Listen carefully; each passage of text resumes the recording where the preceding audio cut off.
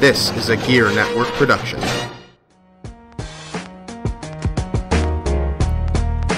Ladies and gentlemen, it's your boy, Mr. Perez, and you're listening to the Better Live Than Dead podcast, brought to you exclusively on Gear Network.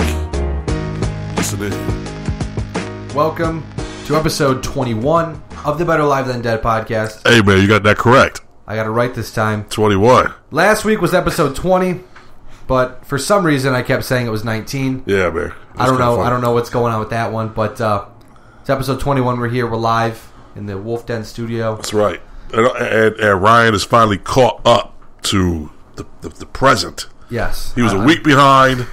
I'm here, ready to go. Myself, Ryan Wolf, across from me, Mr. Perez. What's up, peoples? In our makeshift studio, which is getting more legit by the week. That's right. It's nice.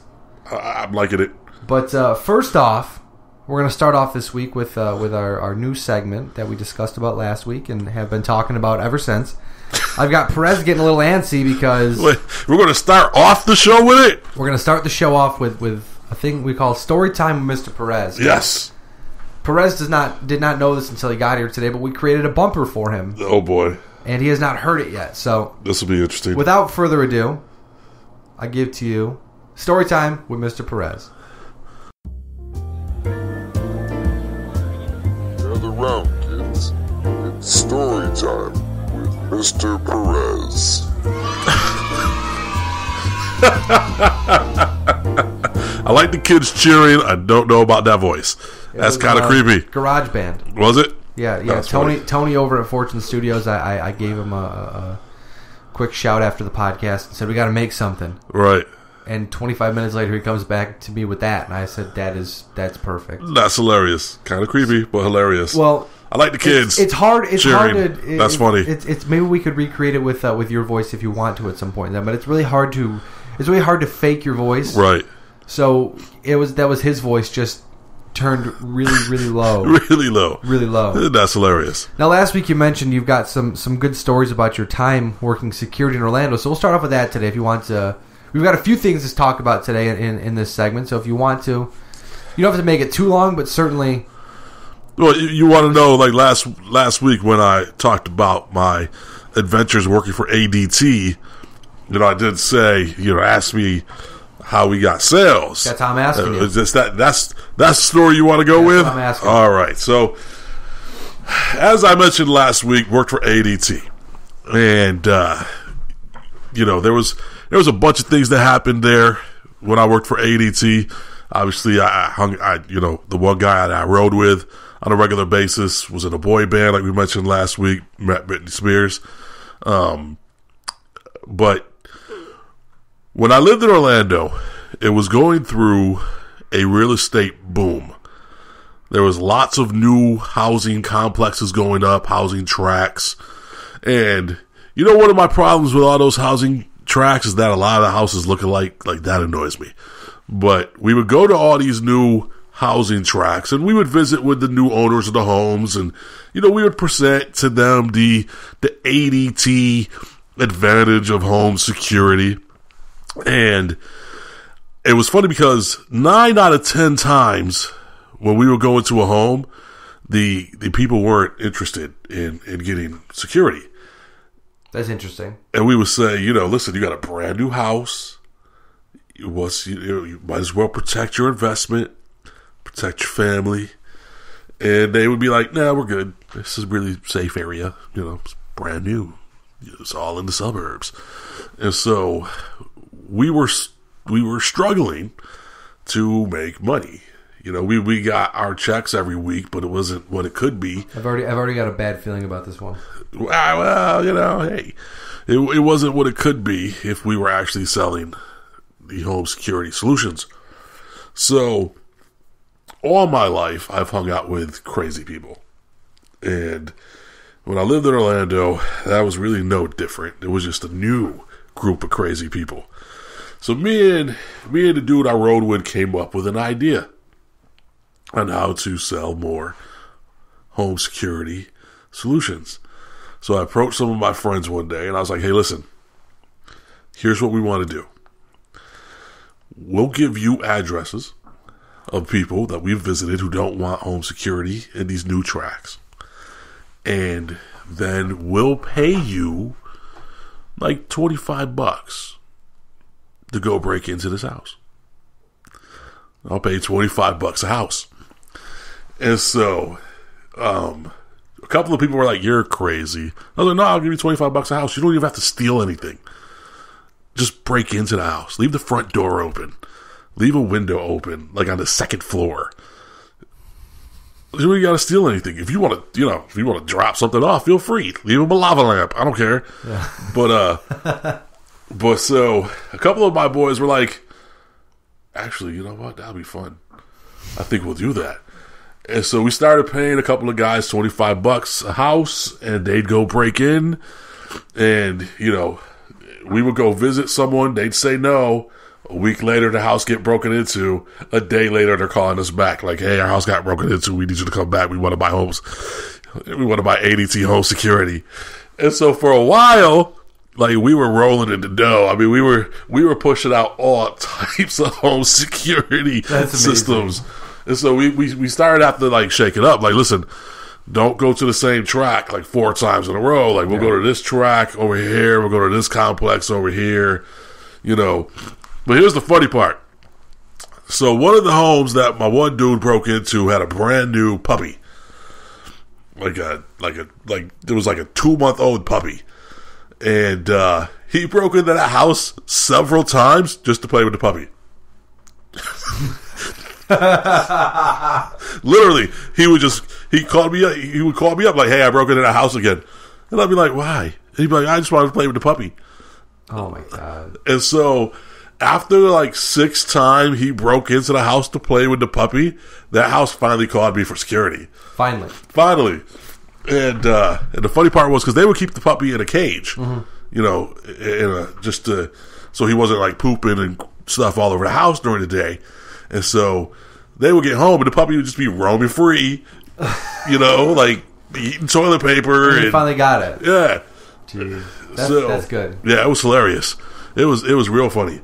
One guy almost got caught once, and he had to jump out of a 2nd-story floor window, and he like messed up his ankle really bad.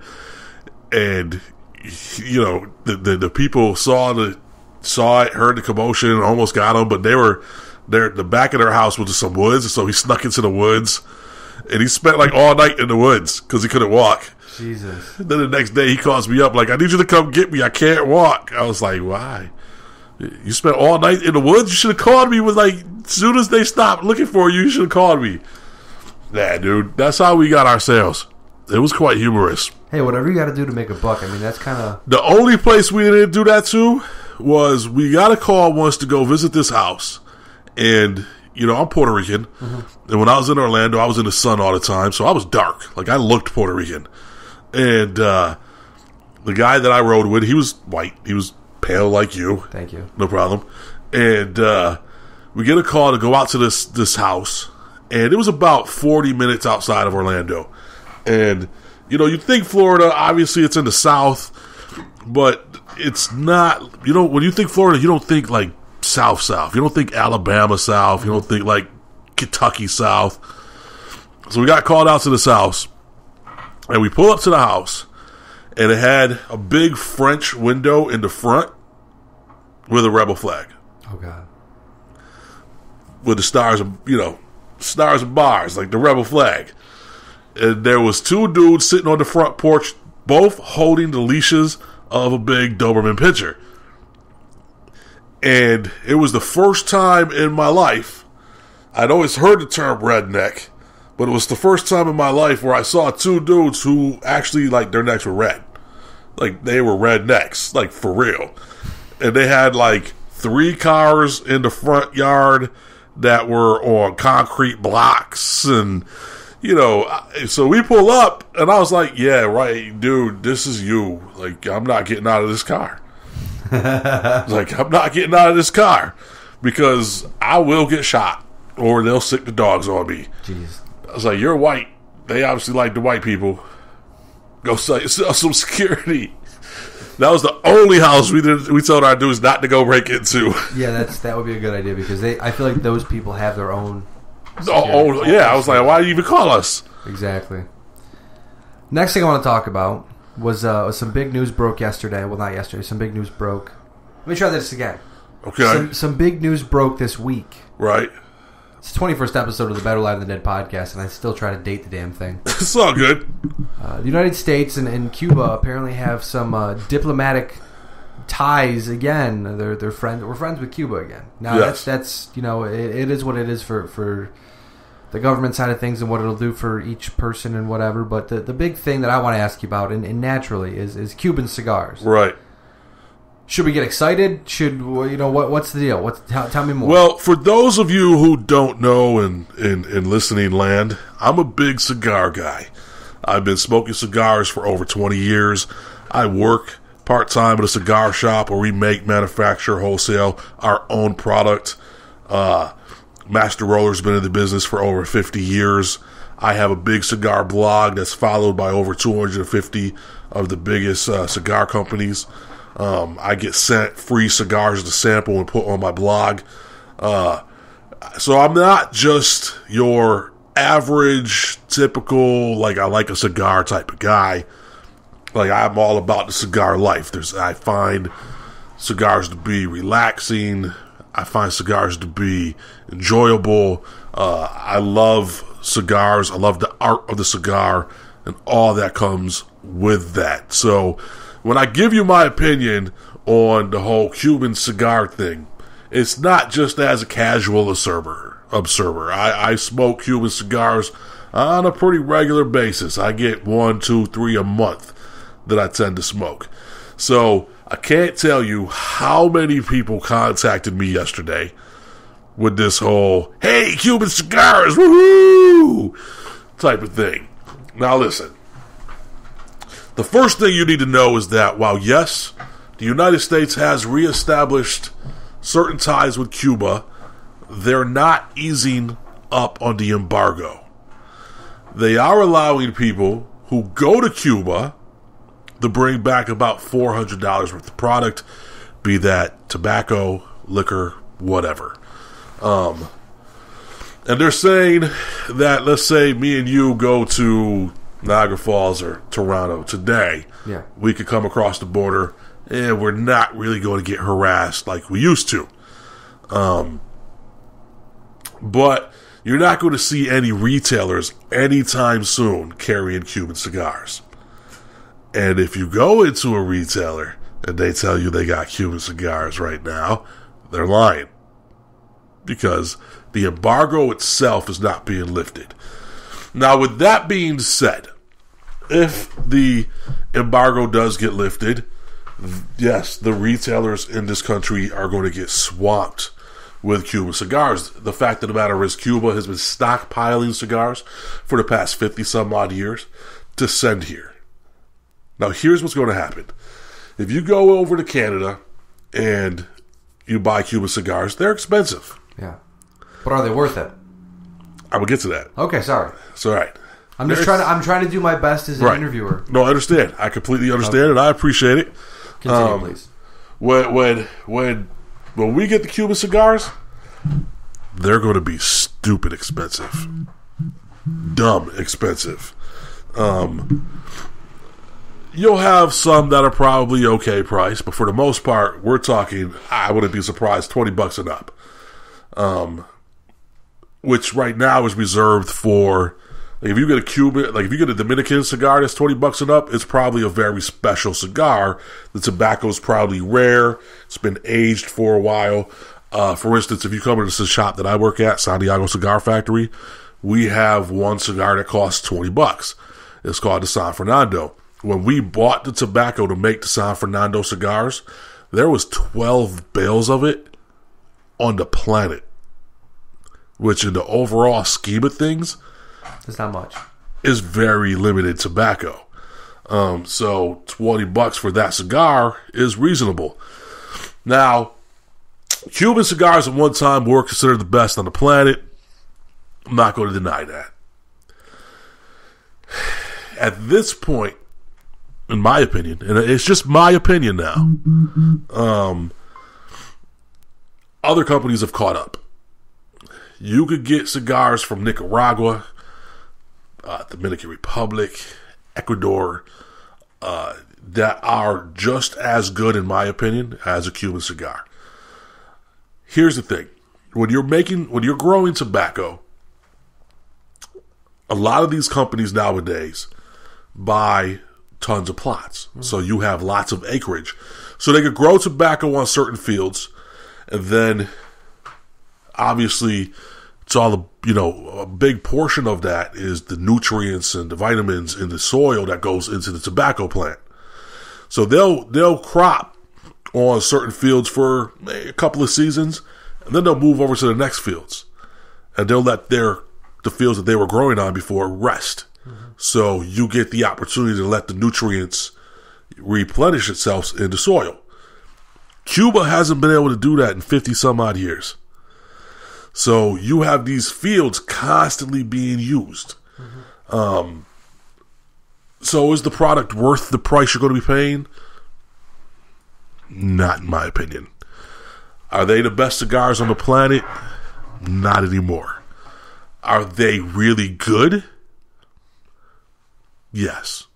So I guess what you're saying is that the mystique of it will be larger than anything. Yes. The fact that you could sometime in the future, I don't know if it's the near future or the far future, but sometime in the future, it seems you'll be able to go to a store and buy a Cuban cigar. Right. And, I got into a couple of debates yesterday with people online, the old interwebs. And you never shy away from that. Nah, not really. And, someone was saying that the great thing about this is that the embargo ends, is that the tobacco farmers of Cuba will finally start getting money and they'll finally start getting rich. Well, here's the thing. The United States is the only country in the world that doesn't carry Cuban cigars. So you have every other country that carries cigars with Cuban cigars. A lot of countries predominantly have Cuban cigars. So it's not like Cuba's not making money on cigars. But here's the thing. The tobacco farmers aren't going to make any money on this. Because when Castro took over, he took over the entire cigar industry. So while there's several different cigar brands, quote unquote, on the island, they're all state-run. So the tobacco farmers aren't going to make an additional amount of money. They're still going to get paid what they get paid now. I was going to say it's not like Cuba's democratic now. Cuba is the same old place. It's just that they want to be friends with America now. Which I don't blame them. No. Yeah. So I mean, it surprises me. I'm not a big politics guy. I know we've discussed that before. It's more of a conversation for Get Ready America. But right. I was shocked when I heard the news yesterday because it's not something you expected to happen. But no, well, they've been talking in secret for a year, which is interesting. And it's also interesting to me that obviously because Cuba is very Catholic, but which would it makes sense why the Pope helped out. But whenever you hear the Pope is mediating a deal, that's a pretty big deal. That is a big deal. It is a big deal. But I mean, you will get. I've had some Cuban cigars that this last year that are phenomenal, and then I've had some that were just crap on a stick. So, I guess if anything, you'll be busy. Well, yeah, absolutely. But, like I said, I mean, people who think that the Cuban tobacco growers are finally going to get money, you're wrong. Yeah. It's going to be how it is, how it's always been. You got that 99% that are going to get all the money. I'm sorry, you're going to get that 1% that's going to get all the money, and 99% is not going to get all the money. Now, let me tell you real quick the difference between how Cubans roll their tobacco and how the other nations basically who make cigars roll their tobacco. Cuban cigars tend to have a very tight draw. The Cuban people like the tight draw, so what they do is when you roll a cigar, you basically have three main components. You have the filler leaf, you have the binder, and then you have the final wrapper. Dominican Republic, Nicaragua, Honduras, their cigars, they do not wet the filler leaf. You want the filler leaf to be a little loose. When you wet it, it makes it tight. And when it finally ages, the tobacco will expand a little bit, causing a tight draw. And I've had Cuban cigars this year that were completely undrawable. Like I'd be able to light it, but then a puff was just about impossible on it. I've had Cuban cigars where I've taken like 4 puffs off of this year and had to set it down because I wasn't able to smoke it. So the rest of the world, they leave their filler dry. Cubans wet their filler. So it causes a completely different type of draw, like I said. I mean, you get a very tight draw, and it's not for everybody. So it's a completely different type of cigar. If we were talking 20 years ago, they would still have the best cigars on the planet. But I'll take a cigar from my shop, frankly. I'll put my cigars up against anybody, basically. And I'll take, my father cigars. Don Pepe Garcia, he is from Cuba. I'm happy for these people because they'll be able to visit their family again. Yeah. They'll be able to go back to their country, which is cool. But as far as the cigars go, it's going to be interesting because what's going to happen is you're going to get all those people who like going to Canada to get a cigar because, oh my God, it's Cuban. You're going to have that happen a lot. You're going to have a bunch of newbies who are going to go buy cigars because this Cuban. Well, you know what? If they want to keep doing that, we can just smoke all the good cigars where they go out and smoke the crappy ones. I mean, that's no problem with me. Oh, yeah. No, that'll happen. But I'm just saying you're going to have a bunch of newbies buying stuff, yeah. Right? That. And there's going to be a big boom for maybe the first year. Big boom. Tons of people are going to be like, oh, my God, I can get Cubans. And they're going to go buy Cubans. And they're going to be people who don't really know a darn thing about tobacco. While I think you'll see a lot of the big cigar guys, people like me, who are going to be, happy to get them, but it's not going to be our cigar of choice. Yeah. Just because at this point, the rest of the world is caught up. Exactly. Or even surpassed them. We'll find out. Yeah. This is why you're the man to go to about the cigars. You could talk for a couple days on this I really stuff. could. I mean, and it's interesting to learn, too, because it's like when we go to sports and we talk about sports and people say they like to listen to us because we are educated. It's fun because I'm learning. I'm learning some stuff. That's good because you have a hard time with that sometimes. I do. Sometimes I just sit here and I just stare blankly at the wall and you're just like, did you get that? No, I didn't get it. But well, I prefer you staring blankly at the wall than staring blankly at me. So that's good. Perez, I can't help it. Real quick before we go to commercial break, one last thing you wanted to mention. Kobe Bryant versus Michael Jordan. Kobe Bryant versus Michael Jordan. Listen, I'm tired of people with this argument. When Kobe surpassed Michael for third place on the all-time scoring list, there was a ton of news people, sports people out there who are now saying this proves that Kobe is better than Michael. This proves that Kobe should be considered above Michael Jordan as the greatest of all time. Excuse me. And to those people, I would just like to say, poppycock. I knew you were going to say shut your mouths. Well, it's like the same thing with Peyton Manning and Tom Brady. You show me Peyton Manning who has one every he's gonna by the time he retires he'll have almost every offensive record. Yes, known to man. But he's got career one ring. But he has one Super Bowl ring. Right. You show me a guy who has as many rings as Tom Brady or as many rings as Michael Jordan, and then we can talk about the best ever. Now listen. Kobe Bryant had the opportunity to pass Michael for championships. He's got 5 rings. Michael's got 6.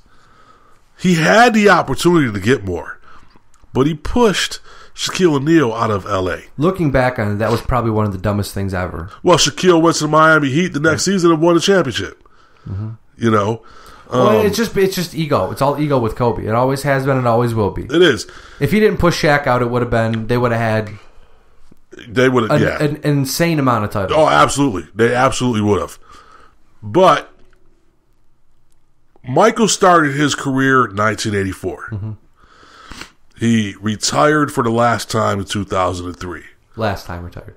Right. So he had just under a 10-year career. 6 of those years he won championships. Kobe started in 1996, and he's still playing. So we're creeping up on 18 seasons now. Excuse me. You're okay. So we'll call it 10 seasons, Michael Jordan scored enough points to become third on the all-time scoring Kobe list. Bryant. No. Michael Jordan. I thought you were still talking about Kobe, sorry. No.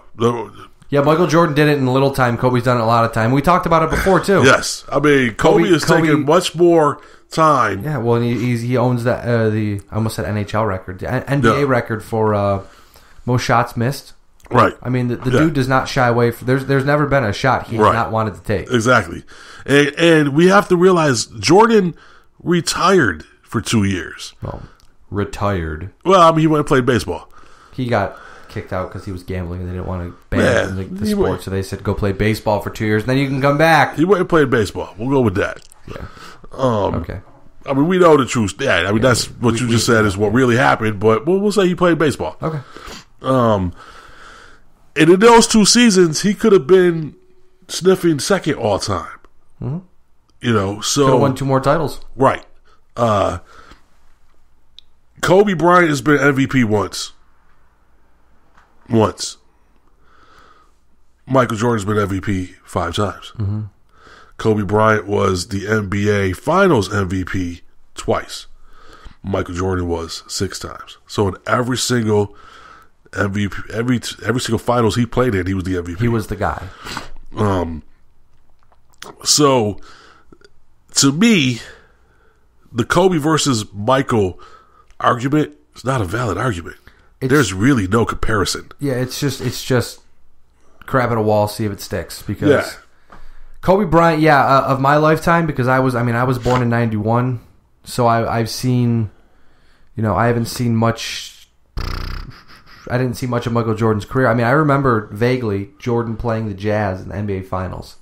Vaguely. Nice. I watched the ball. With it was John Stockton and Karl Malone were playing for the Jazz at the time. Okay. Who, by the way, would win a championship if Michael Jordan wasn't playing? Yeah. Just those two are awesome. Oh yeah, they were fun to watch. Yeah, but you can't get over the Jordan up. Utah doesn't deserve anything. Yeah. But I remember that vaguely. But in my lifetime, Kobe Bryant's been the guy. I mean, as long as I've known. So it more or less seems to me like it's you get the guy of the time. Like in 10, 15 years, it'll happen again. We'll have a guy who is really good, and then they'll say, well, is he the Kobe Bryant of his era? And then was he the Michael Jordan of his era? It's just, it'll never end. No, it's a vicious cycle. Painful because we all know the truth. LeBron James was supposed to be this era's Michael Jordan. And guess what? He's not this era's Michael Jordan. I don't think we'll ever see a Michael Jordan again. No, never. He's arguably the greatest player of all time. Yeah. I would put him either 1 and Bill Russell 2, or you could reverse that. Bill Russell 1, Michael Jordan 2.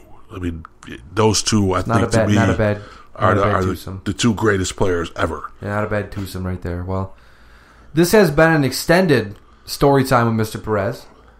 I'm sure every week it will not go 30 minutes, but hey, we got to start it off right. Yeah, but it was 3 stories this time now. And then you asked me about Cuban cigars and cigars. I could talk about that forever. We got to start it off right here on the Better Live Than Dead podcast. When we get back from these commercial breaks, Major League Baseball is the topic of conversation. Big moves have been happening this past week. A lot more moves. The hot stove is still... which is crazy. Burning up, even after the winter meetings. So you're not going to want to miss this. Stick around for more of the Better Live Than Dead podcast right after these commercial breaks. While you're listening to this podcast, make sure you follow us on social media. You can follow me at WolfSHC on Twitter. You can also follow Mr. Perez at MRLG Perez. Make sure to like the podcast on Facebook. That's Facebook.com/BLTD podcast. And make sure to follow Gear Network on Twitter at GERE Network. This free and independent sportscast is made possible when you shop the Gear Network store through Amazon. Visit GearNetwork.com and click on the Amazon banner to shop through Amazon's thousands of products at great prices delivered right to your front door. Again, that's GearNetwork.com and click the Amazon banner at the top.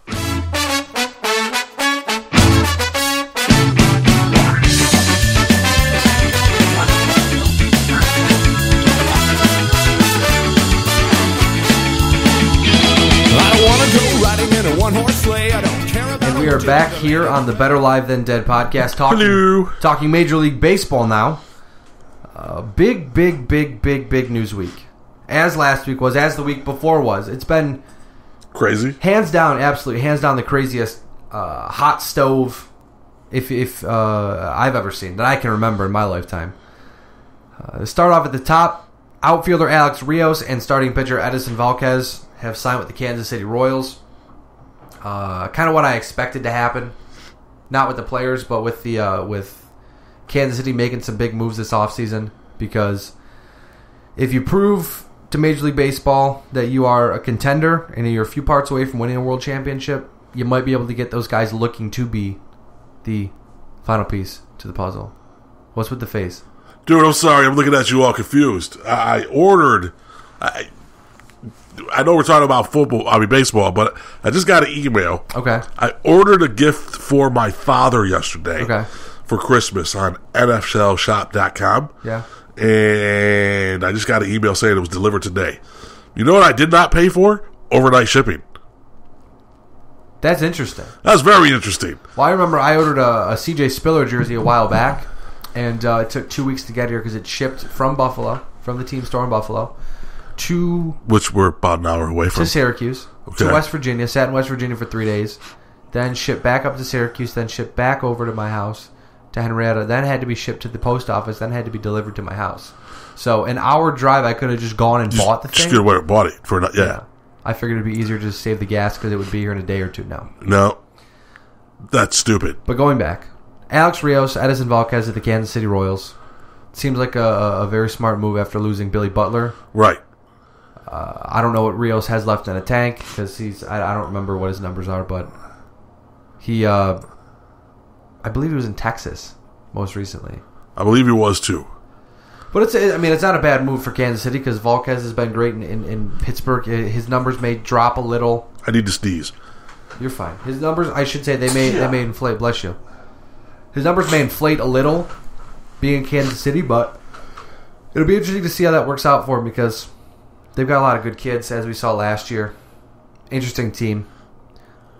Speaking of interesting teams, very, very terrible transition there, but the Chicago White Sox continue to put the full court press on the free agent market. They signed outfielder Melky Cabrera this week, which, with the team that they're building right now, they are certainly trying to form themselves into a playoff contender through this offseason. They've been irrelevant for the past couple of years, but with the signing last week of Jeff Samardzija, or the acquisition of Jeff Samardzija, the signing of David Robertson, earlier in the offseason they signed Adam LaRoche, and now they've got Melky Cabrera. They certainly could be making some noise in the American League Central this season. I think Rios was with Texans. Texas, yeah. That's what I thought, yeah. Because he was with Chicago. Yeah, not the Texans. Years That'd be before football. he was with Texas. Years ago, before that, he was with the Blue Jays. Yes. Now he's with Kansas City. Yes. Sorry. You're fine. Speaking of the Central, it's really hard because there's not much to talk about here. It's just kind of listing the news and then just kind of throwing some parts at it and moving on, which is why I'm glad you took the ball and ran with it on your story time, because if not, the podcast probably would have been like 20 minutes this week. The shortest podcast ever. There's not really any news happening. It's just like, here's what happened, and we'll mention it and we'll talk about it. But right. Gavin Floyd, ex-White Sox pitcher, now signs in Cleveland. He gets a nice little chunk of change there. 1-year deal. He should help solidify that rotation. I mean, Cleveland is kind of a weird team. They're good, but they're not good enough. Yeah, they've always been like right there on the cusp, and they've just never been able to get over that. Yeah, they've got the pieces. I mean, headed off by Terry Francona, right? The manager. They've got enough pieces there to figure it out. I mean, last year Michael Brantley came out and had a career year, really showed that he can be the player they thought he could be. So maybe Cleveland will make the playoffs this year. But that Central, I'll tell you what, man, that Central is going to be fun to watch with Detroit, Kansas City, Cleveland. I agree with you. I mean, that'll Minnesota and Chicago. They've done a good. Most of those teams have done a very good job of solidifying parts of their roster that needed to be solidified, and it'll be interesting. I mean, they say you don't win championships in December, but these teams are certainly doing a good job trying. Yes, they are. Speaking of championships, I'm terrible with these transitions today, but I'm just going to go with it. Yeah, but dude, you look tired, man. It looks like, I am exhausted. It's okay. I stayed up too long watching too much Sons of Anarchy. You hooked on that show? Oh my god, dude. I'm hooked. I heard it's good. I've never seen it, but I heard it was good. I'm on season 4. I can't stop watching it. Nice, okay. But I went to bed last night at 1 o'clock, which is normal for me. I woke up at 9:30 and I was exhausted. But if I go to bed at 4... That was 8.5 hours of sleep. But if I go to bed at 4 and wake up at 10, I'm fine. Okay. That's interesting. It's weird. I'm a weird human. Well, that's a true story. Sergio Romo re-signed in San Francisco. He won't be the closer. He'll be the setup man. But it's still, I think it was 2 years, $15 million. A good deal to solidify the back end of the Giants' rotation in their defense of the World Series championship. Also, champion from the San Francisco Giants, Mike Morse, has moved to Miami to sign with the Marlins. They're quietly and not so quietly making some noise this offseason. Last week they acquired D. Gordon and Matt Latos. This week they signed Mike Morse, so they're filling things out for the first time in a long time. Right. The Marlins may be contenders in the National League East after signing Giancarlo Stanton to that massive deal, promising him they would certainly try to be contenders. They're going to be contenders this year, so that'll be. He got good money. Oh, he got stupid money. Stupid money. It'll be interesting to see how that NL East shakes out with the Mets right being on the upswing, the Phillies rebuilding. The Mets have been irrelevant for so long. The Braves, who no one knows what they're doing, we think they're rebuilding, and then the Marlins, who knows? It'll be nice. I don't really like the Mets, but it'll be nice to see them make a little noise. They've been non-contenders forever. Yeah, it's almost like baseball is better when both New York teams are doing good. It's fun to watch, especially when they're doing a Subway Series type thing. Looking at some trades now, I kind of just I'm hitting a wall in this segment of just pure exhaustion. I'll get through it though. Justin Ruggiano to the Seattle Mariners from the Chicago Cubs. Now there had been a rumored deal all week where the Seattle Mariners are going to acquire this guy that no one knew it was going to happen, and it was going to be a big deal. And then this trade happens, and everyone's like, that was the big deal? Now, Ruggiano is a good platoon guy. He'll play, I believe, right field. He'll platoon in right field for the Mariners. Right. It's not a bad deal, but it's certainly not that big blockbuster deal everyone was blowing smoke about. So yeah, people were like, "Ooh, this is going to be awesome." Maybe the Mariners have another deal up their sleeve, but for now, they even made that noise that I just made when they were talking about it. I might have to. It's kind of weird. I might have to clip that and use it as as an effect later. Another big trade, not really a massive trade, but is a big deal. The Tampa Bay Rays traded Matt Joyce to the Los Angeles Angels of Anaheim, where they get I believe they got a relief pitcher in return. Joyce is one of those guys in the lineup who was one of their anchors behind Evan Longoria for a while, but apparently Tampa is going to go full rebuild. Oh, excuse me. They need to. They're another one of those teams that they could possibly be good. Well, they don't want to spend the cash. Yeah, they don't. Which is stupid. And right now, it looks like they're really trending towards moving. They have to. If they're not going to do what they're doing in Tampa Bay, they might have to. I mean, Tampa Bay doesn't really care. That's the one thing about Tampa Bay. They like the Bucks, who suck. Yeah. They kind of don't really care about the baseball team. Well, the problem with the baseball team is where it's located. Right. That's true. I've been through there. It's an interesting area. If I'm not mistaken, it's like a peninsula almost in that area. It is. The parking kind of sucks too. Well, the stadium sucks too, which is... Well, yeah, that's true. Stadium sucks 3, I should say. But speaking of the Tampa Rays, a 3-team mega deal. The best way to explain it this week, just consummated late in the week. The San Diego Padres acquired 2013 American League Rookie of the Year Will Myers, who has been slowly recovering from a wrist injury. Kind of a buy low. Hope to God it works out, because if you don't, you traded a lot of good pieces. Right. But they got Will Myers, Ryan Hannigan, Jose Castillo, and Geraldo Reyes. Tampa Bay Rays got Steven Souza, I believe is how you pronounce his name, who was the 2014 International League Most Valuable Player from the Nationals.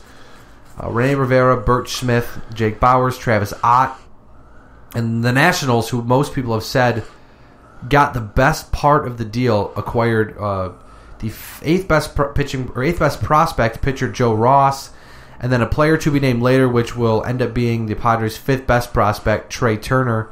But he was drafted last year, so he's prohibited to being dealt within 1 year of signing his first professional contract. So he'll join the Nationals organization after June 13th of 2015. But, I mean, on paper, Will Myers is a big deal. Right. So is Steven Souza. I mean, he had trouble when he came up. He's 25 years old. He made, if you remember correctly, he made the diving catch in Jordan Zimmerman's perfect game. Yes. Was it a perfect game or was it a no-hitter? I think it was a no-hitter. Either way, it was awesome.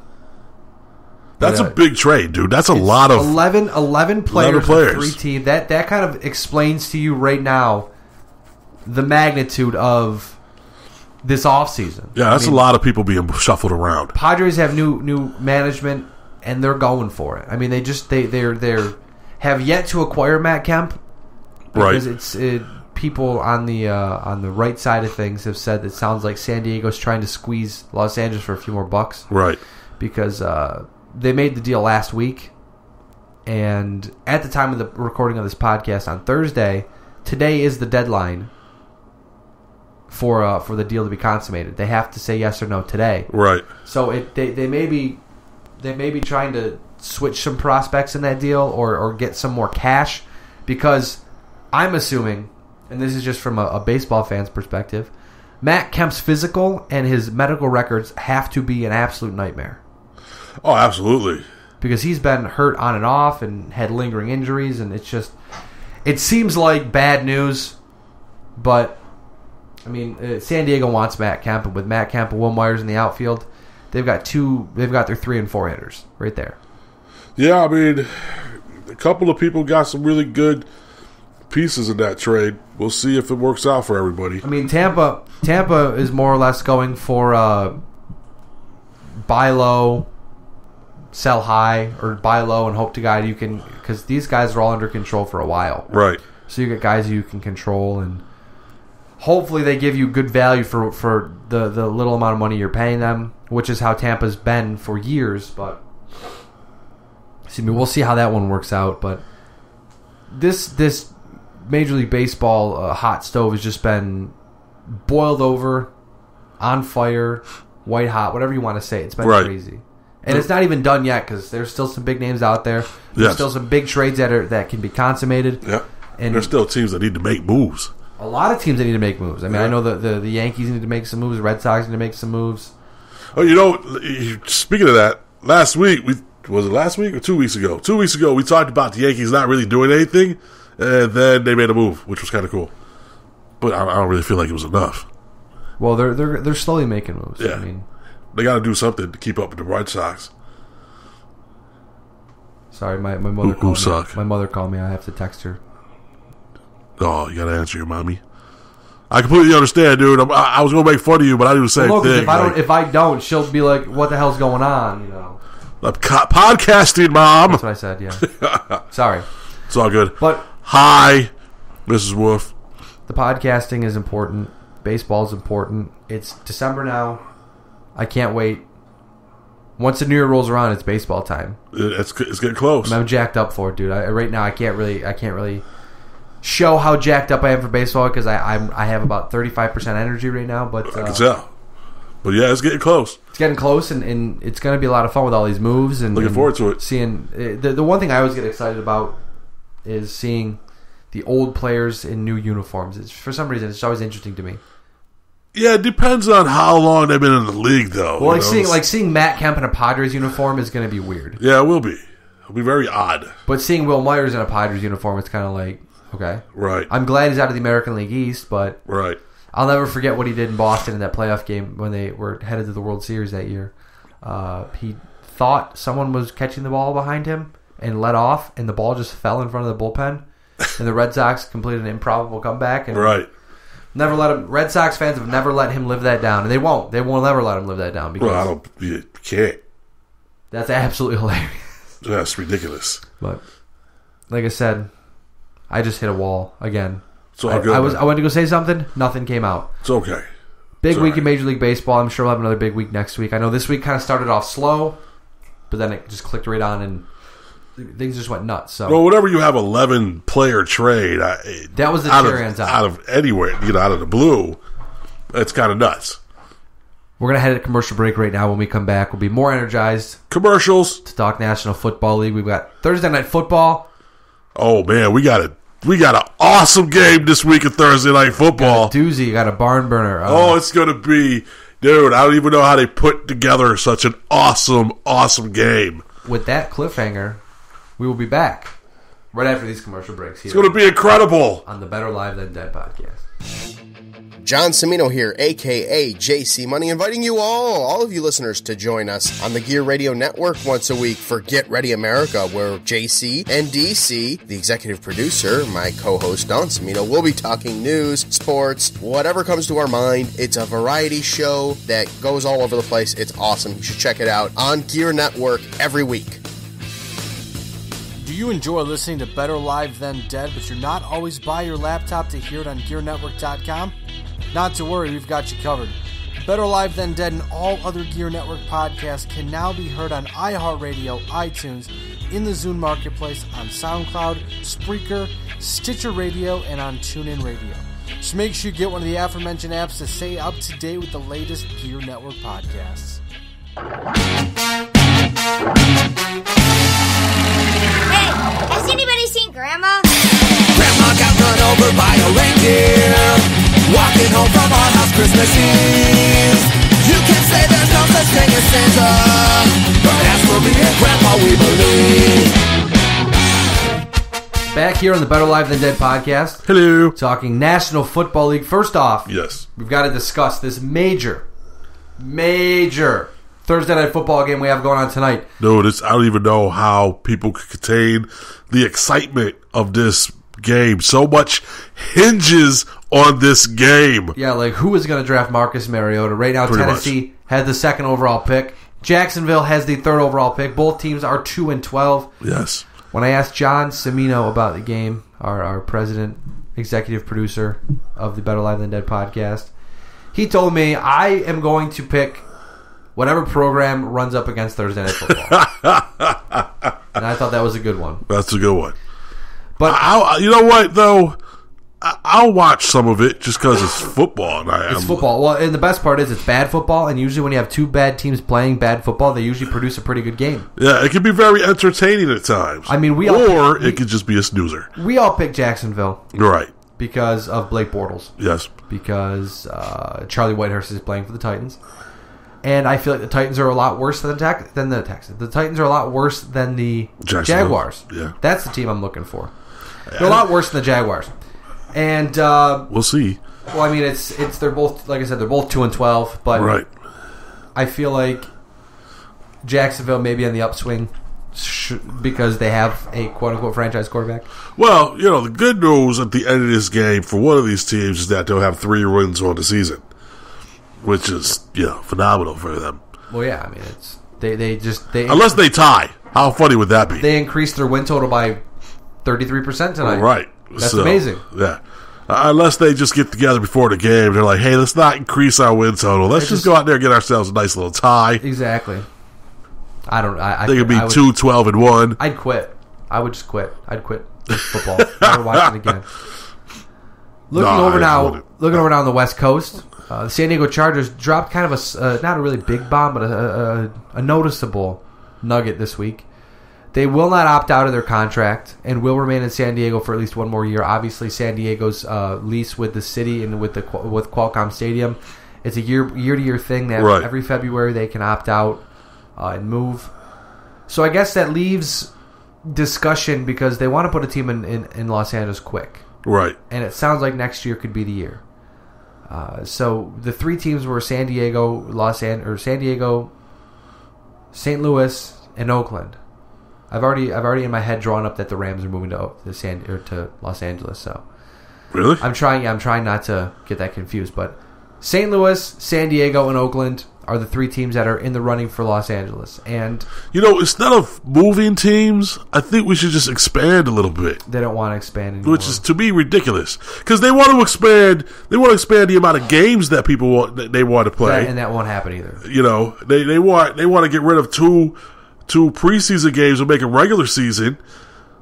It's screw that. Exactly. The 32 teams is good enough because if you add 2 more teams, you have to 17 and 17, and then the numbers are off, and you have to make it 18, so you have to put 36 teams in the league. That's why 16 teams works. It's the same thing with hockey. Like, why is hockey going to expand to 2 teams instead of 1 team? It's because they want to balance everything out. They want they want everything to make sense. Well, yeah, I mean, I'm not saying just create an extra team. That would be weird. You got to have 2 to balance it out.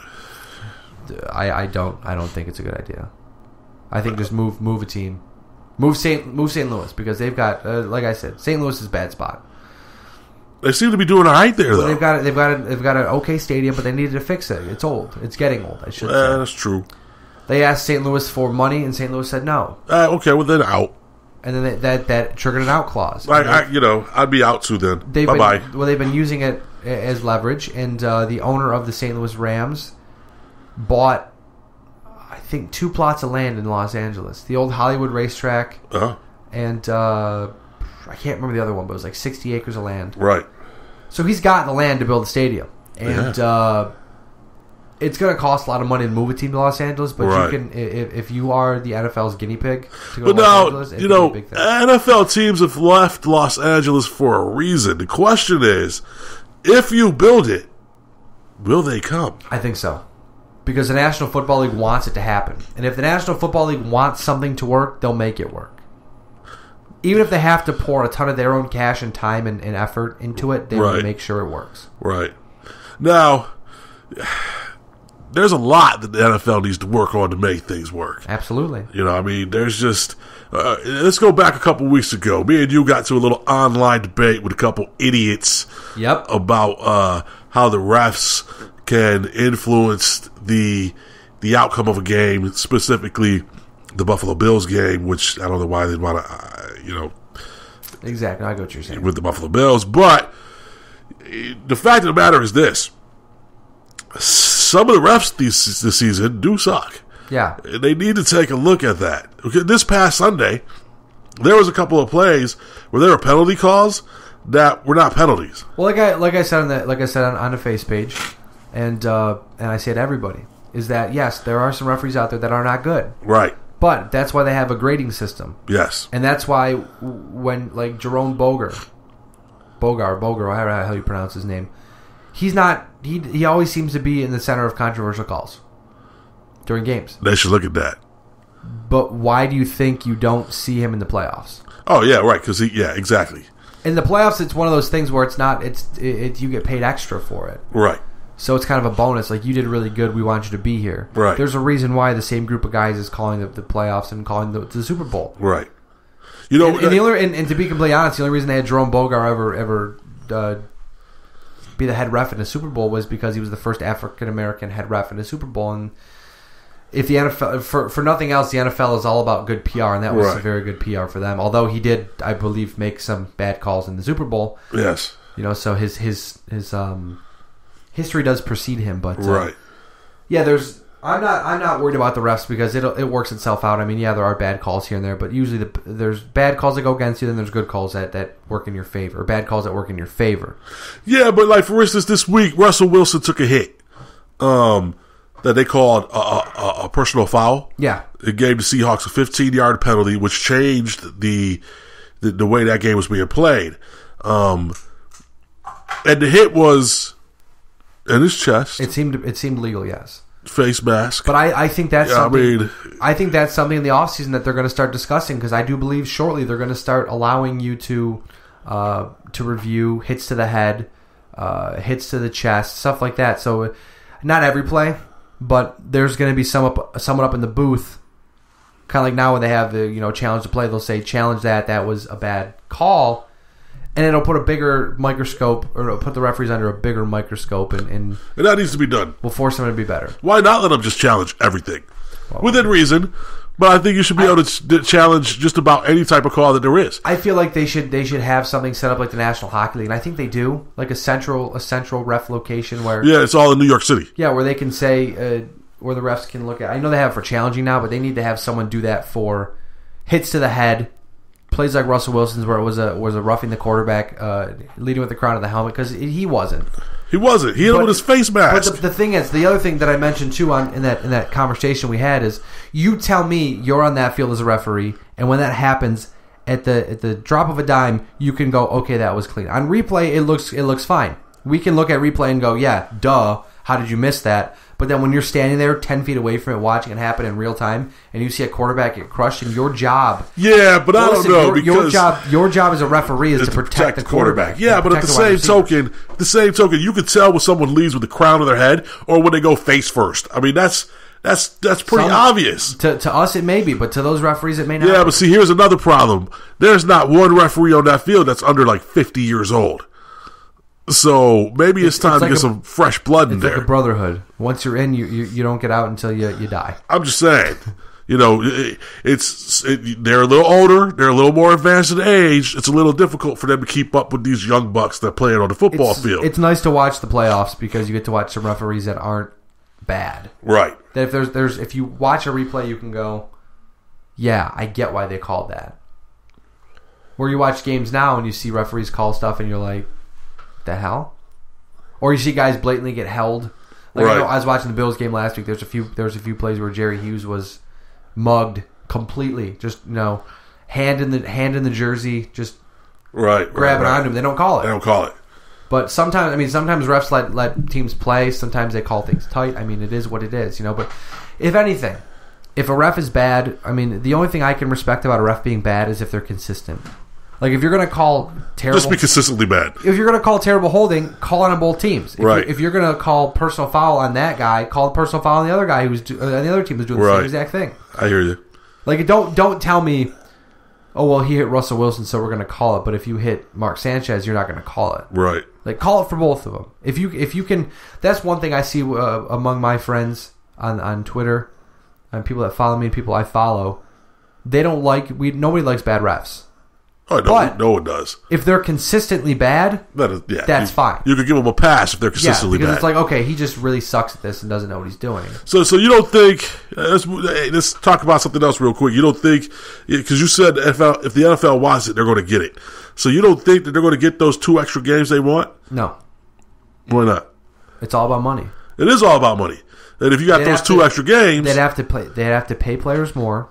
Right. There's more liability. And in the day and age now where they're being sued because players are getting hurt. Which is stupid. You know what you're getting into when you go into football. Because they're getting concussions and they're dying young or they're committing suicide or abusing drugs. I find it tough for them to cut down the preseason and add more games to the season. You said the NFL wants it, they're going to get it.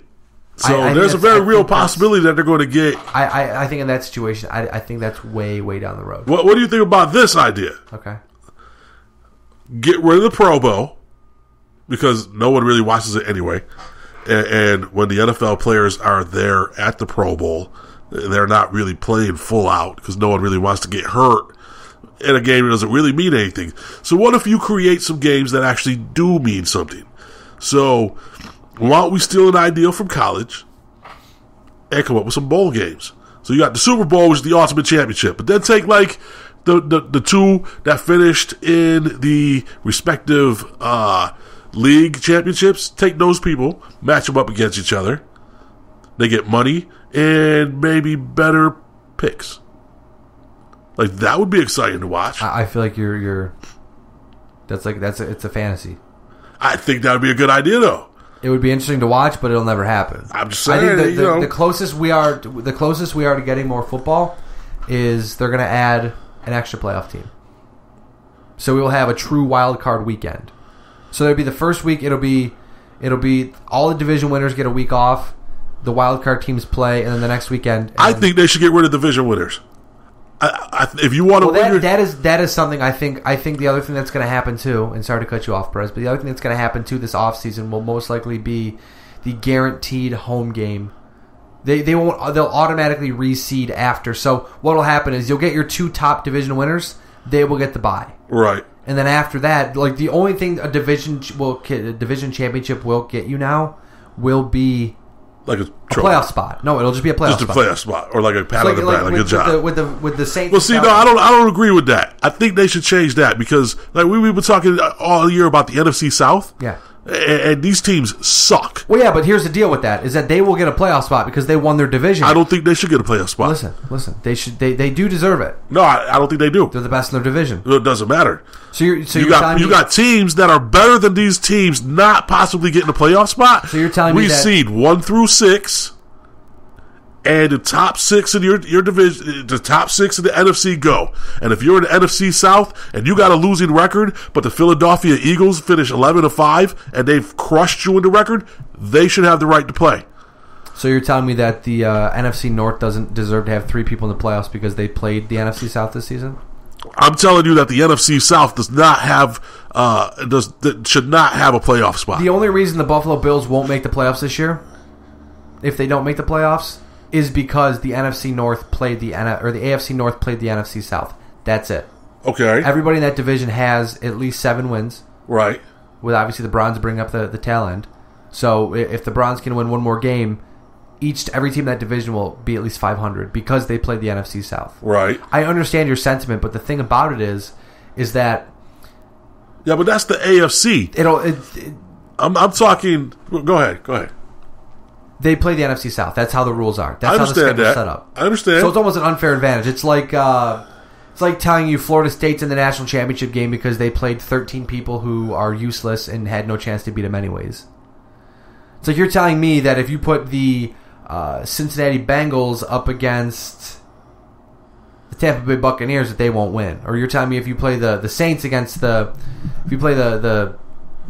trying to think here off the top of my head. If you play the Ravens against the Buccaneers, yeah, the Buccaneers are going to beat the Ravens. No, the Buccaneers are a terrible football team. Right. Like, you know that division is going to crush the other division. The reason why there's 3 playoff teams is because they play that division. If they played anybody else, if the Bills play that division, the Buffalo Bills would likely have won 10 or 11 games and would be in the playoffs. I really don't understand your argument. The argument is that your not having division winners is not valid. No, you can have division winners. You have to have a division winner, give them a trophy, give them a pat on the back, whatever. But if you're in the NFC South and you have a losing record, you do not deserve to be in the playoffs. That's you see the AFC 1 through 6, NFC 1 through 6, however you want to do it, 1 through 8. But if I'm in the NFC, we'll go with the East. I'll just use this as an example. Dallas Cowboys, Philadelphia Eagles. One of those teams is not going to make the playoffs. It's tough. And win the games you're supposed to win. 11-5. Let's say Philadelphia ends 11-5. They're not going to make the playoffs if Dallas wins out at 12-4. It's tough. But the NFC South is going to have someone represented with a sub 500 record. That's not right. It is what it is. Get rid of that. Get rid of that. It'll 1 through 6, 1 through 8, whatever you want to do, get rid of that. What you're going to get is you'll have... It should be a true seeding program. You'll have the winner of the South end up being, like if it was happening this year, the South would be the 6th seed. Yes, but they're still going to get home field advantage. You're never going to get it where they're going to get rid of divisions, or where they're never going to do the true seeding. I'm just saying. I understand what you're saying. It makes sense, but it'll never happen. It should. Because of the ridiculous amounts of tiebreakers and if this happened because that happened, this team's in, but if that happens because this team did this because this team did that against that team, they're in. You know, it's just it'll never. But if you go by pure record, that you have the opportunity to get your more football right there. If you go by pure record, you got to expand the season a little bit. If you got 2 11-5 teams in the same division, you can't figure out who's going to make it. Have them play against each other. Loser goes home. Unfortunately, it will never work that way. I'm just saying it should work that way. College football's got a good system working. Where they need to expand the playoffs. They will, but they have to get things working first. They have to try it out and let things happen first. But in 5, 6, 7 years, I think college football will have the best system in terms of playoff. Maybe. I'm not really a fan of their system now. I think this is the second time if the Saints don't win 8 games, I think it'll be the second time in NFL history ever that they've had a team under 500 in the playoffs. So when it happens in the season, people get pissed because it does seem ridiculous, but it rarely happens. Yeah, well, they're going to get a home game against a team with a better record. No, that shouldn't. And that they're going to change that in the offseason. That's what I was saying. They're going to. They've already discussed it. We'll because see. they want to make it happen where you get the first seed, you get the second seed. Obviously, if you have the best record, you're guaranteed the 2 top seeds. But a division win will no longer guarantee you a home game. It guarantees you a playoff spot. And then going into the playoffs, it'll be reseeded. Because I don't think the Saints or Falcons have any shot in the first round of the playoffs. But right now, you could have, I'm trying to think off the top of my head, you could have, Seattle, Arizona, Dallas, or Philadelphia ending up playing in New Orleans. Where New Orleans is terrible at home this year, but the Superdome is a home field advantage. Right, it's ridiculous. No doubt about it. And people who say home field advantage doesn't matter, you need to check yourselves, because home field advantage is huge. And by the way, especially in the playoffs, I have to mention during that argument, if I did stop making sense, I do apologize, because my brain kind of just stopped. Again, like this is the theme of this podcast. My brain is just stops. I know I was throwing out some radical ideas at you. Well, yeah, I'm trying to make them all. I'm trying to keep what I think is right, and then use what you're thinking is right. I'm trying to make them one thing.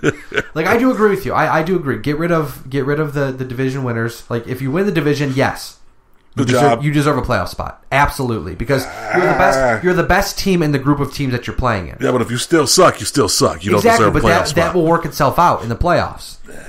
Because if the Saints win the Super Bowl this year, they're not going to. Someone must have had a horrific football accident, because they're not going to. I see no way they make it out of the first round of the playoffs. No, but they shouldn't be in the playoffs if there's teams with better records. You know, if you're gonna, let's put it this way: if you're gonna allow bad teams in the playoffs, don't give them a home game.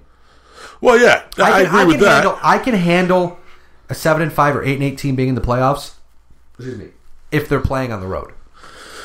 I have a hard time with it, just because, I said, if a team has a better record, they deserve a spot more than you do. If the AFC was bad, and say that the first wildcard team was 7-5, it would be very difficult for it to happen. But just hypothetically speaking, you would have no problem with a 7-9 team being in the playoffs if they were the wild card. I would have an issue with that, even if they were the best team, if they were the 5th and 6th best team in the AFC.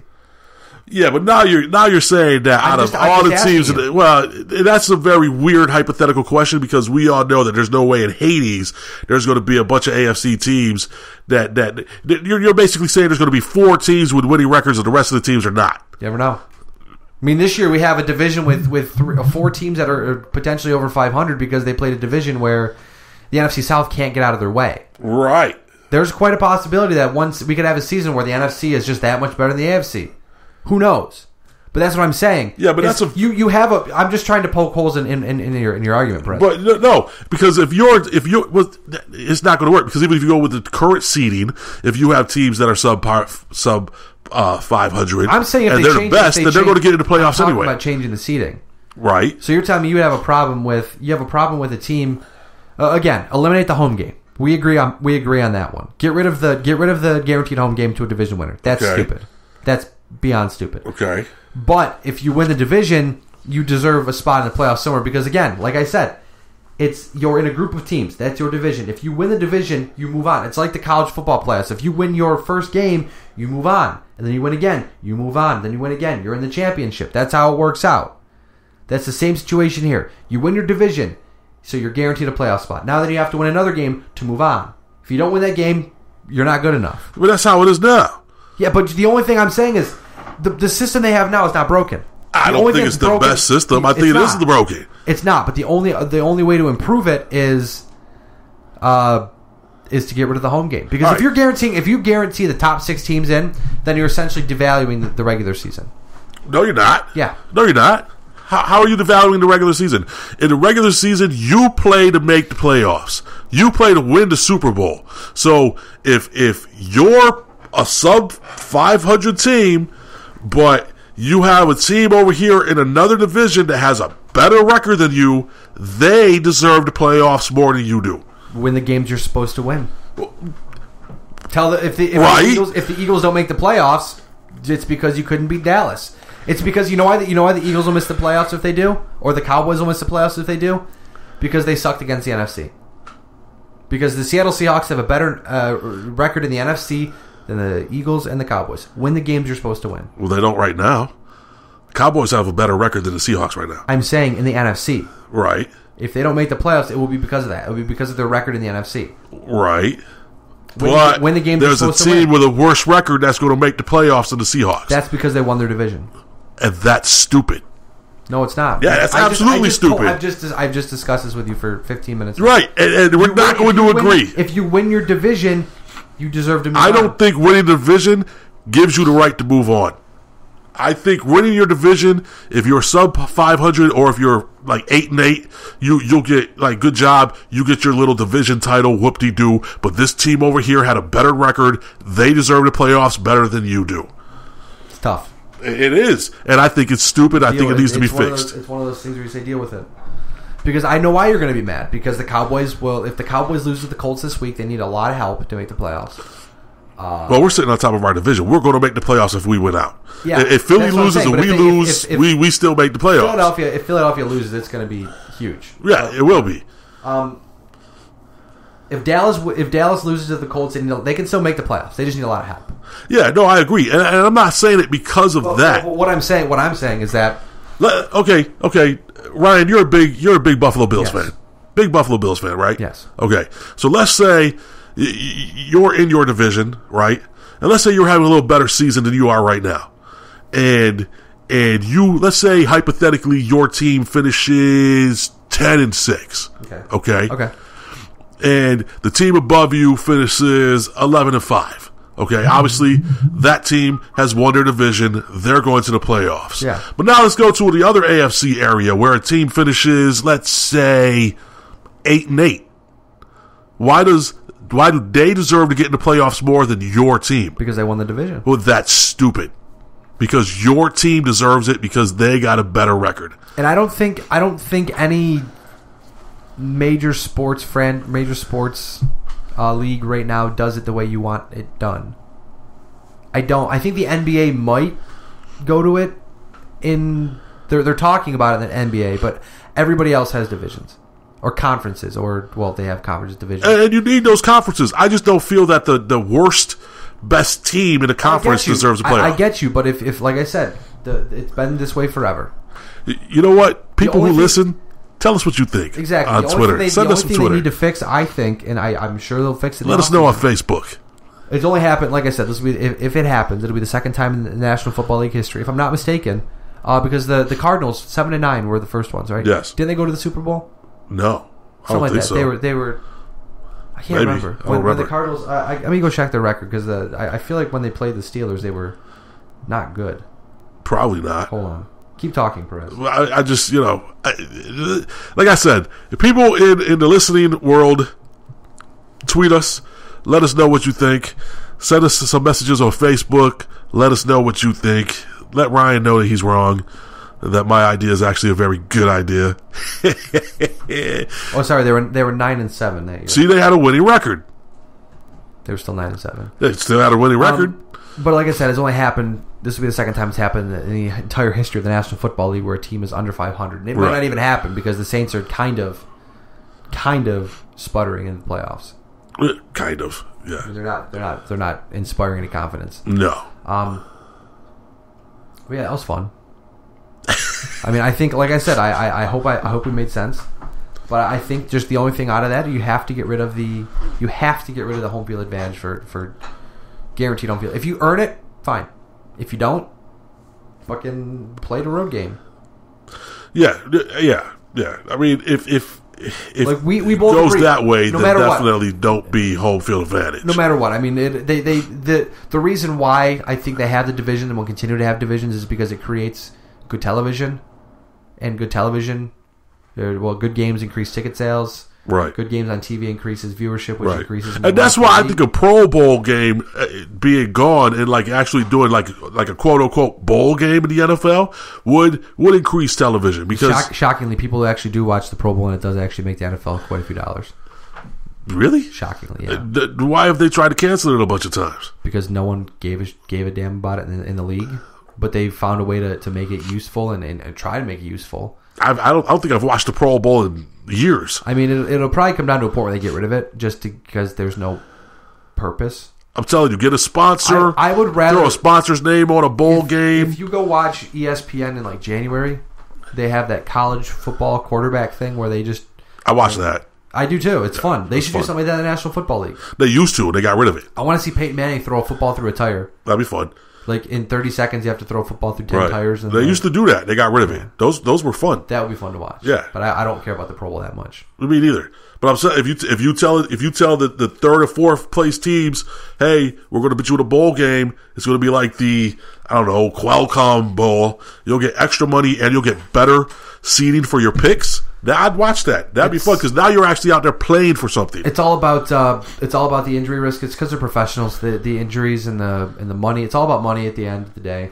And you'd have to the same thing with the 18 games. Why it will never happen or it won't happen for a while is because you have to pay the players more. Well, I don't think the 18 games is going to happen because you don't want to get rid of those 2 extra preseason games because it's all about conditioning. It's all about getting into. Well, no, because they would probably just make it so football is longer. So you would start preseason. Or you'd have training camp longer. You would have 2 less games, but you have training camp longer. Right, but now you're losing games where you weed out people from your team. Yep. It's all about making a roster. You can't lose games where you determine who's going to be on the field because now you're just shortchanging people. Well, it's the same thing like with the divisions, like we were talking about, Perez. It's all about the tradition. You don't change a 16 games. We've got 16 games and 4 preseason games. Training camp starts in July. Don't mess with that. The divisions, it may every twice in the 60 some years or whatever, it may be a problem.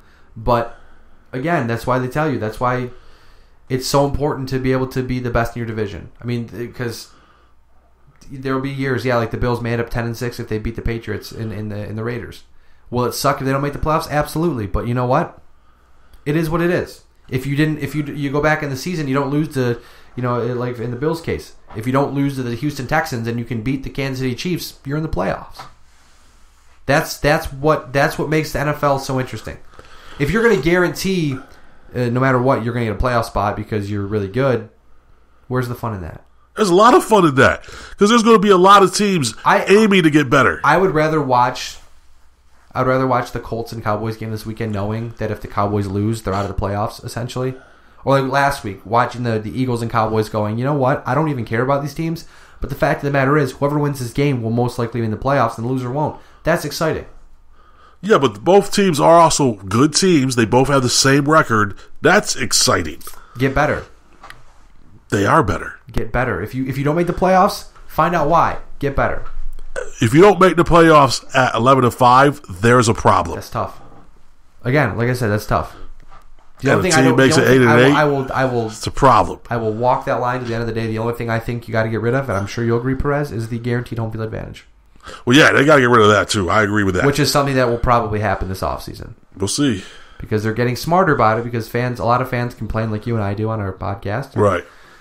I think it's stupid the Saints get rewarded for being bad, but in terms of home field advantage, but I think get a playoff game because what's going to happen is they're going to get destroyed. Probably. Because they'll play the Packers or they'll play the Seahawks or they'll play the Lions. Like right now, I think, if I'm not mistaken, the Saints would be the 4 because they would be the worst of the division winners. Yes. So they would play the 5 seed who will probably be, I'm trying to remember off the top of my head, either the Cardinals, because I think Seattle ends up the 1 seed if they beat the Cardinals this week. And yeah, it's the seeding right now. It's great because so crazy. Well, everything can change. Everything. Like you go on ESPN to the playoff machine, and I spent 25 minutes on it before you got here, just messing around. And you click one game, and everything switches around. So. Yeah, it's ridiculous. It's kind of cool, like this happening. But at the same token, I like it that everything is so fluid so late in the season. Right. But we know whoever. I mean, maybe the Cardinals. If the Cardinals play the Saints, it may not be a guaranteed victory. But the Cardinals' defense is good. Oh, the Cardinals' defense is real good. If you play the Packers, good luck. If you play the Lions, good luck. If you play the Cowboys or Eagles, the Saints aren't going to make it out of the first round of the playoffs. No, that's a bold prediction, but I'm confident in that prediction. No, I don't think they are either. Real quick before we go to commercial break. That was a pretty long segment. That was long, very long segment. We just went. I think both our segments have gone over 30 minutes today. We were heated. We got into it a little bit right there. I hope I'm gonna have to go back and listen and hope it makes sense. I'm sure I'm gonna face palm a few times and go, "What the hell was I talking about there?" But you got me on a good day because I'm like I said, I'm half awake and just repeating myself.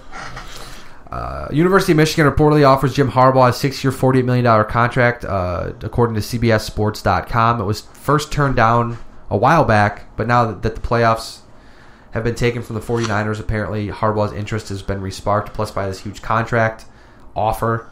Especially since he's probably going to get fired. He's probably going to get fired, but I think he's using it as a contract tactic with his agent to get either a new deal with the 49ers or... Which is a shame, because he's taken that team to the playoffs the last 3 seasons. 3 straight... And deep into the playoffs. Well, the NFC Championship game 3 straight years. Right. Or was it 4 straight years? I think it was 3. 3 straight years. This would have been the 4th. Either way, very good team. They fell apart this year because Colin Kaepernick is Benjamin Button. That's the best explanation I've heard anybody say about Colin Kaepernick. He's the reverse Benjamin Button. He was really good, now he's bad. Well, teams were able to game plan for him. Yep. You know, and he has to make the adjustments. That's he all. needs to make adjustments. The NFLPA sued the NFL regarding Adrian Peterson. We'll find out more about that as it comes out, but they're just trying to set a precedent. They need to get this all hammered out and figure out what's going to happen the next time Adrian Peterson situation happens, so they know and they have the clear cut, well, this is what happened before. But as we saw last week, his appeal was denied, upheld, whatever. We'll get more on that as it comes. And Jay Cutler benched in Chicago. The interesting thing about that is he's guaranteed $15.5 million in 2015. So if they trade him, a team has to assume a $15.5 million cap hit. Sorry, Bills fans. It won't work out unless you get rid of C.J. Spiller, Marcel Darius, Jerry Hughes. Let them all walk. And that's a pretty big deal. I mean, Spiller's probably going to end up gone, but Darius and Hughes, I hope not. But if they cut him, it's like a $20 million cap hit next season for a cap loss for them. So we'll see what happens there. But also, real quick again before we go to break, our picks. We all have Jacksonville tonight. But as for our other picks, check out GearNetwork.com. Check out the Facebook and our Twitter, and we'll have that out shortly for you as soon as we get the picks finalized. Hopefully you're still stuck around with us. I know we're hitting deep in the podcast right now, but hopefully Perez and I made some sense in that segment. And well, I know I made sense. Well, in your own head you make sense. I always make sense. I'm sure you do. In my head. I'm going to smack the out of you. Good luck with that. I may not be alive when we get back from commercial break here on the Better Alive Than Dead podcast, but someone will be here to wrap the things up for you. That's right. Right after this. Hey, gang, the first round of your fantasy playoffs are over, and if you're like me, you had Peyton Manning, and he screwed you, and your brother-in-law beat you, and now you're in a consolation round, and you don't really care. Well, I'll give you something that you can care about, and that is GearNetwork.com's partnership with FanDuel. Visit GearNetwork.com/FanDuel, or click on the link on the top of the page, and scroll down and select FanDuel, and access it through there. You could be entered into 1-week fantasy football leagues. There's still a regular season going on, so go on and get in on that money, honey, because if you're like me, you lost some money in your regular standard league, which sucks. But what doesn't suck is the opportunity to win cash money every week. And fast, too. They don't screw you like PayPal and eBay do. Again, GearNetwork.com/FanDuel. Do it. A successful product does not become a successful product on its own. Look at the Gear Radio Network, for example. We're a prime example. We had a lot of help getting here, and we can help you get where you want to go, too. Advertising rates are very low to start off here on the Gear Radio Network. Visit us at GearNetwork.com. Click on the contact link to send us an email, and we can work out the details. Again, advertise your product across all of the forums at a low rate here on the Gear Radio Network.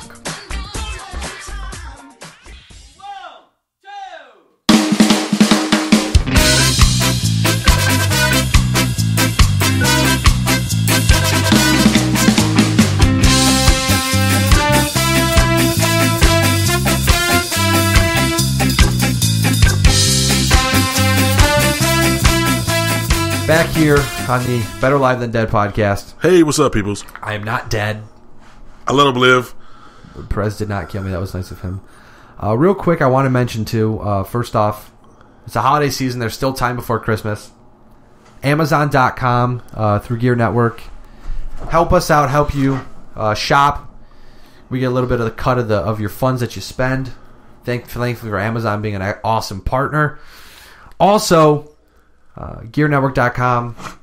You can go to iTunes off our webpage and you can buy songs, and the same thing happens, or you get a little bit of cutback from the funds you spend. I know I did the same with. I personally couldn't get iTunes to work through GearNetwork.com, which annoyed the hell out of me at 2 o'clock this morning, or 1 o'clock this morning before I went to bed. But I bought the newest EP from Real Big Fish, the Happy Scala Days, which has been our bumps this afternoon. They're a lot of fun. I sat up last night and listened to it. There's nothing like Grandma got run over by a reindeer in ska. It's awesome. It sounds great, but that's hilarious. Like I said last segment, hopefully it stuck around. Sorry if we either pissed you off or didn't make any sense last segment. I'm going to go back and listen to it. I'm sure it's fine. Hey, listen, if I piss someone off, I don't really care. I like to be hard on myself sometimes, and sometimes I just talk and then I go back and I think to myself, I didn't make much sense, and I go back and I'm like, they should listen to it just so I can piss them off. I made a lot of sense, actually. So Perez has to go to work. I have to go get ready for work. Yes. So I just want to say thank you to first off. You know what? Hold on a second. There was something I wanted to talk with you. Sorry. Now I'm going to cut you off real quick. You don't really cut me off. I do it all the time to you. Right. So I'm going to cut you off real quick. I got one quick subject I want to talk about real quick. Okay. We're going to then we can end it. Back to the NFL. Okay. What do you think about this whole situation with Ray McDonald being cut by the 49ers? I had that written down. I didn't put it in. It's long overdue. Well, yes, he got arrested in the offseason, right? He got arrested during this. Yeah, it was the offseason. It was the offseason. But they waited, but because the 49ers were still in playoff contention, he's one of their best defensive players. Well, they waited, but there was no charges pressed. Actually, the charges were dropped. That's because the cop, I believe, they have like a handler. Right. The 49ers do, who works in the department. Right. And he kind of just made it go away. Okay. Well, no. The lady said that nothing happened. Yeah, that was. But let me ask you a question. They made it go away. So now there's another charge against them, and an allegation, I believe. Allegation, yeah. Yes. Nothing has happened. They're looking into it, but the 49ers cut him. Adios. Goodbye. Now, when all this stuff started happening earlier this season, the NFL passed a policy where you get a 6-game suspension. Well, how do you feel about them not following their new policy? Once again, following the policy of their own. With the domestic violence, it was because it was dropped. They didn't charge him because they will only. I think now the NFL is kind of getting it, where they won't suspend you until you're charged. Okay, but they won't let you play. Right. Well, this guy's still going to get paid. Well, I believe Ray McDonald still played too. He was the one that didn't because the facts weren't as cut and dry. And like I said, it was that whole handler situation, at least from what I was reading, if I'm remember correctly, where they kind of made it go away. Right. So he kept playing, but it seemed like this was kind of the last straw with him. And if he's convicted, I mean, he should be suspended. No, if he's convicted, he should go to jail. Absolutely. You know, but if it didn't happen, then he should be able to play again. But I mean, if he's getting cut, if they cut him, they cut him. He's out. If they cut him on the spot like that, there's got to be more to it. Maybe we'll find out. Well, I just think it's interesting that they didn't really follow the new NFL guidelines. I'm glad. This sounds terrible, but I'm glad they did follow their guidelines. In terms of, they said if you are convicted, like Ray Rice was not convicted, but we all know that was just a muddled mess, and he's back. Yes, he's a free agent now. Right. And with Adrian Peterson pled out, so he served the time already, but they're going to make him serve more time. So I get why he's still out, but it doesn't make much sense to why they keep suspending him. But with that situation, he was not convicted, and if he was convicted or pled out, there's some form of he did something, right? So then you suspend him, but he didn't, because we've seen before the NFL all the time goes, you know what, we think we know what you did, so you're not going to play, right? Because that's what they did before with Ray Rice and Adrian Peterson. True. So now they're trying to tiptoe the fine line and make sure they have hard evidence or a conviction before. Right. Like with Greg Hardy. Greg Hardy was convicted, was appealing a sentence, has yet to play a football game since. Right. I mean, obviously after he was, he played a few games and they put him on the exempt list and said, "You're not coming back." You think this guy's going to sue? What is he going to sue for? I mean, he probably could, but I don't see what grounds I raped a girl, so I'm going to sue you for firing me. Well, it's an allegation right now. There's no concrete evidence that he did that. See, and that's the problem with America. Listen, I'm going to preface what I'm about to say with this. It's a hot take, everybody. If you rape a girl, you deserve to get sent to prison and get raped by really big dudes. Okay? Fair enough. Rape is wrong. That's just, like, you get your balls chopped off. Like, rape is wrong. Yeah. Okay? But, now with me saying that, the problem with this country right now is that you're guilty before being proven innocent. That's the National Football League in a nutshell. And in the land, it's supposed to be innocent until proven guilty. So if this guy, if it comes out that he got fired, essentially, and he didn't do what they said, then he has a right to sue for his money or sue to get back on the field or whatever. They have to reinstate him. Well, I'm sure if he's found innocent and cleared, I'm sure that someone will pick him up. Yes. But I think more or less right now, before we know anything, it's just because there's just so much bad PR coming from him that they had no choice. Now, with that being said, will you NFL players clean up your act, please? Thank you very much. Okay, yeah, bye-bye. By the way, Perez, next time you want to talk about that things like the playoffs, let me know. I'll do research. I'll get stats and stuff. I don't know what the hell's like something stuck on my tooth right now. I'm trying to talk. I'm sitting here watching Ryan pick his teeth while he's talking. I'm like, what's he doing? Stuck on the bottom of my tooth. I'm sorry. Tooth. Just annoying the crap out of me. Okay. Only one curse word this week. Well, two, but I can't find the other one. So two. Only two this week. If you can find it, let me know because I can't. But yeah, next time you want to talk, that's why I always tell you, if you got something to talk about, let me know because I'll do the research. I mean, that's why we talked a lot about baseball this week because I really didn't have much to talk about. Yeah, but I find that when I just kind of throw it at you, it's funner. I do more fun because you like to go get all the stats, and then it kind of waters down your responses. It's because I like to be diplomatic about things. Yeah, not me. I just want to go at it. Here is why. Right. But I knew the stat about the one or two teams. Yeah. Plus I just, smartphone here. So. I prefer pure debate. A mass debate? No, pure. Perez likes mass debate. You're so funny. I'm here all week, everybody. Get the lobster. I want to say thank you to Tony for making that Fortune Studios for making that funny bumper. That feels like it happened years ago at this point. But we should be back next week. I don't see why we wouldn't get kicked off the air for this. For what? What do we do? Nothing. I feel like when we have podcasts during the week, we're just on a different level of just odd. It's just a weird. Well, I mean, let's be honest. You're over there falling asleep and stuff, dude. you need to go get some sleep or something. I just gotta go take a shower and go to work. And there you go. That'll wake me up. I just gotta. I'm starting off slow today. It's all good. I'm gonna go eat some Fruity Pebbles. I like Fruity Pebbles. They're delicious. I've already eaten half the box in one day. That's a lot of Fruity Pebbles in one day, dude. Holy cow. Well, I'm surprised you're sleepy. You think you would have all that big sugar rush right now. No, I eat this here and I'm just kind of Nice. That's just what happens now, man. I stopped ingesting sugar like it's my job, and now when I have sugar, it just makes me tired. That's kind of weird. I'm a weird human. I'm very interesting.